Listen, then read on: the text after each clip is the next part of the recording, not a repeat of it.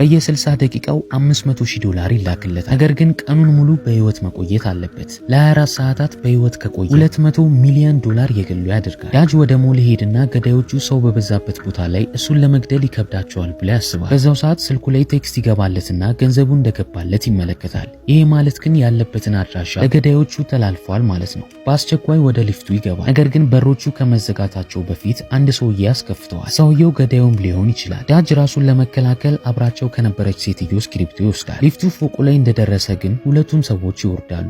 ዳጅ ቀለል ብሎት ከሊፍቱ ይወጣል። ወደ ኋላው ሲዞር ግን ተመሳሳዩን ሰውዬ ይመለከተውና የተደበቀውን ቢላ በመውጣት አደነው ይጀምራል። ዳጅ ሮጦ ቢያመልጥም መውጫ ወደ ሌለው ክፍል ይደርሳል። በዚህም ወደ መጸዳጃ ቤቱ በመግባት አንደኛው ሽንት ቤት ውስጥ ይደበቃል። ብዙም ሳይቆይ ሰውዬው ይመጣና ተንበርክኮ እሱን መፈለግ ይጀምራል። ነገር ግን ዳጅ ሲንኩ ላይ በመቆሙ የታየው ነገር አልነበረም። ሰውየው ግን እዚህ እንዳለ ስለሚያውቅ እጁ ላይ የደበቀውን መሳሪያ በማውጣት ጃኬቱን ያስቀምጠዋል። ዳጅ በተመሳሳይ ትንፋሹን እንኳን ላለማሰማት ይሞክራል።